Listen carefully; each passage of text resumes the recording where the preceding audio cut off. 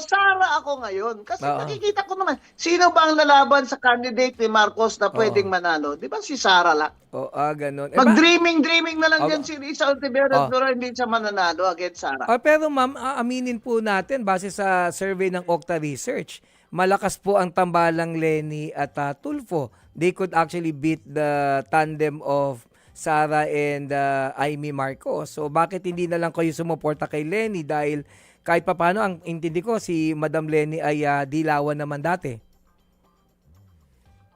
Hello ma'am? Alam mo, one of my closest friends, yung husband niyan si Jesse. Dahil sabay kami una ako nag-mayor sa kanya. Yes ma'am. Opo. Tumakbo kami 88 together Ako, si Digong, si Tammy Osmeña, Yes ma'am. si anak nito ba si Cabrera, doon sa Taal. Yan yung mga orig well, most of them patay na, no? Kasi I started young I was only 27. So, nung 1988, tubo kami ni Jesse, kaya kami naging good friends. In fact, I recommended Jesse to the Harvard Kennedy School and visited him. I went to Harvard and dropped by and visited him. Ganun kami ka-friends. Yung pala ma'am, ba't hindi ka Pero si nag-Lenny? Lenny, of course, Ba't hindi ka nag-Lenny? Kaibigan Ano? mo ba't hindi ka na lang nag-Lenny, ma'am? Kaibigan mo naman pala etong yung asawa niya, si dati yung namayapang Bakit si Lenny secretary. ba, nagsabi ba siya na tatakbo siya?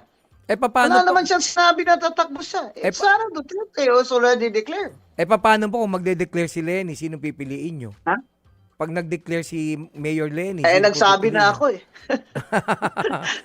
Yung Guanzon, may palabra de honor ako Nagsabi na ako Hindi ka na mababago. Oo. Kay Sara na ako. Kasi alam nyo, ito pa. Yes, sige ma'am. Itong gobyernong ito ni Marcos persecute kay Sara. Kaya Opo. ako naiinis Mm. Dito na lang ako sa underdog.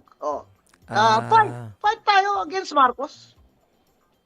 Ganun. Ma'am, I don't think sige tatakbo si Lenny. Pero kahit tumakbo pa si Lenny, Mm. wala na tayong magagawa dyan.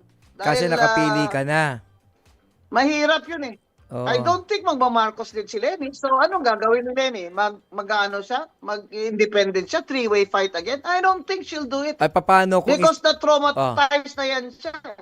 kung isupport siya ni Marcos, hindi naman imposible yun o di dalawa na lang. Kasi base po sa Okta Research, kung hindi... Lalong hindi ko sila inuboto. Sinabi ko na sa inyo. Anti-Marcos ka talaga. Na ang kung Marcos, baboy ang kandidato sa baboy ako with apologies to the pigs. Kung makababoy ka naman, ma'am. Pambihira to sa Attorney Bing.